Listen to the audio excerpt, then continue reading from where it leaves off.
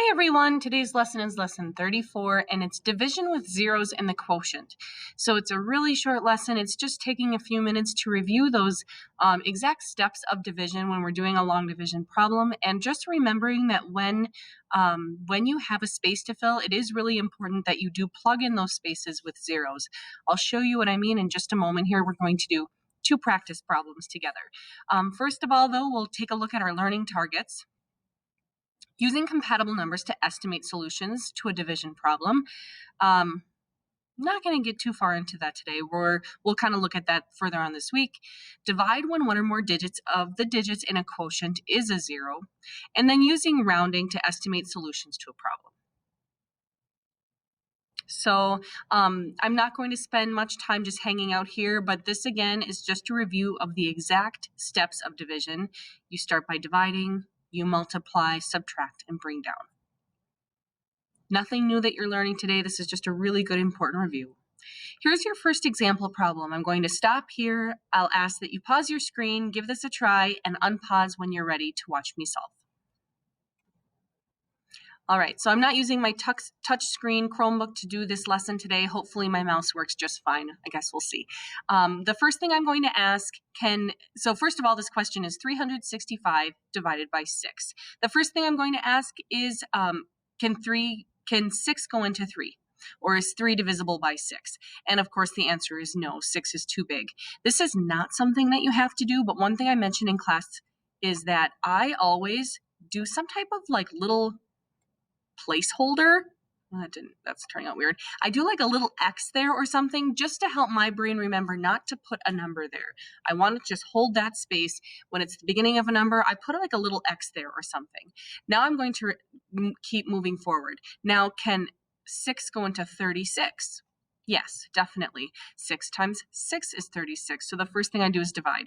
36 divided by 6 is 6. So my 6 goes right here above my 6. 6 times 6, this is the multiply part. 6 times 6 is in fact 36. Difficult to do with a mouse. 36 minus 36, of course, is 0. We are not finished with our quotient or our division answer because I do have a space left to fill here, which means I need to bring down my 5.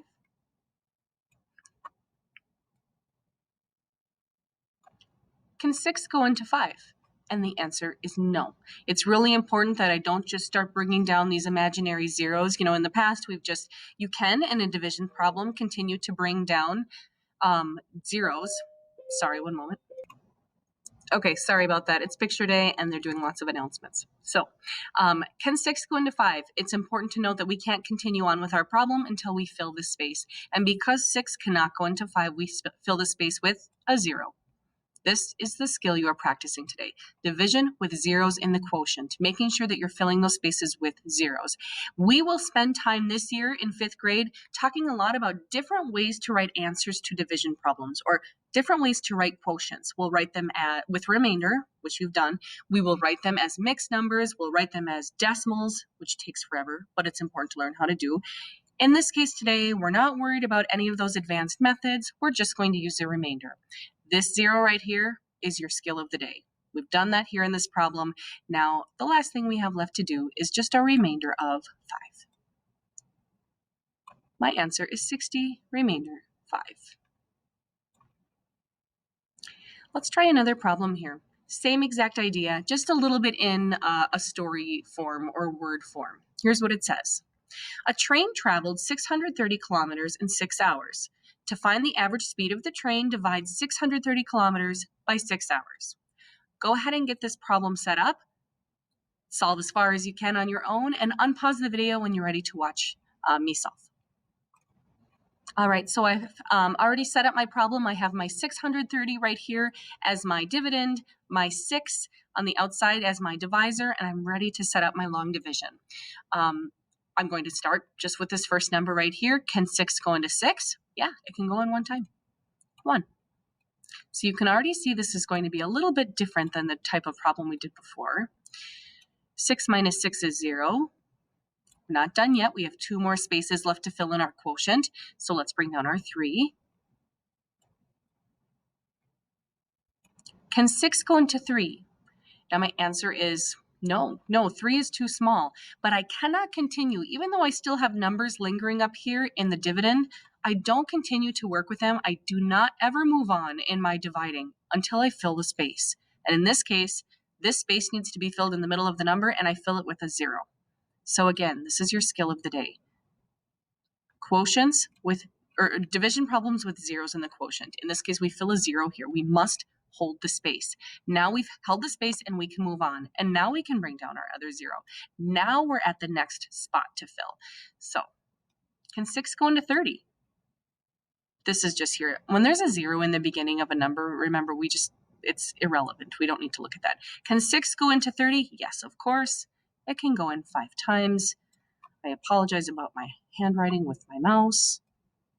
5 times 6, of course, is 30. 30 minus 30 is 0. I always love it when there's no remainder. It makes my brain happy. So 105 is our answer, but the best mathematicians always double check and make sure that their answer has a label if it needs one. In this case, we're talking about kilometers per hour. Fun fact, I said this in class today, but I grew up really close to Canada. And in Canada, when you travel in Canada, everything is in kilometers.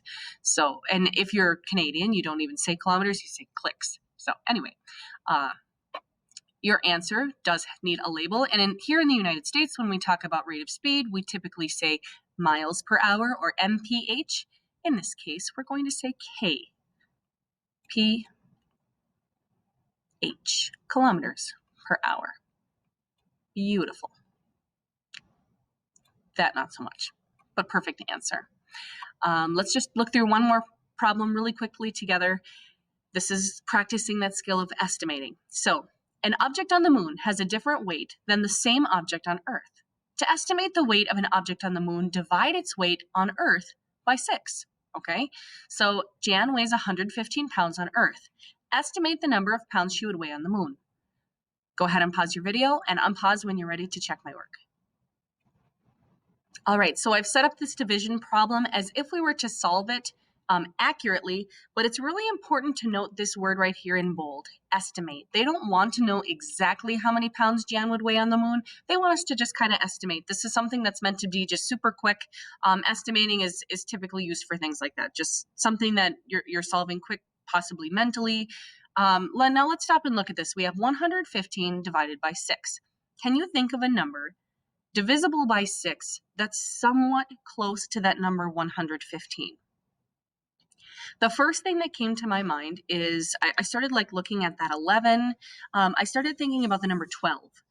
I know that 6 times 2 is 12, which also tells me that 6 times 20 would be 120.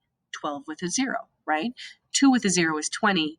12 with a 0 is 120. 120 is not that far off from 115.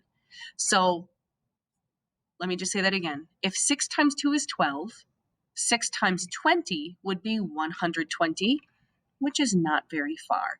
So if I'm saying this, about 20, I would say that would definitely be a reasonable answer. Let me just double check and see how I think we should label this. Estimate the number of pounds she would weigh on the moon. Well, of course, our label should be pounds. But because we're estimating, I don't know how well I'm going to be able to write this. I'm even going to add this to my label. I'm going to say about. The word about always tells us we're estimating. It's not exactly 20 pounds. She weighs about 20 pounds on the moon. About 20 pounds. All right, that's it for your lesson for today. Pretty quick and short review. Go ahead and give your homework a try. Thanks for watching, and I'll see you tomorrow.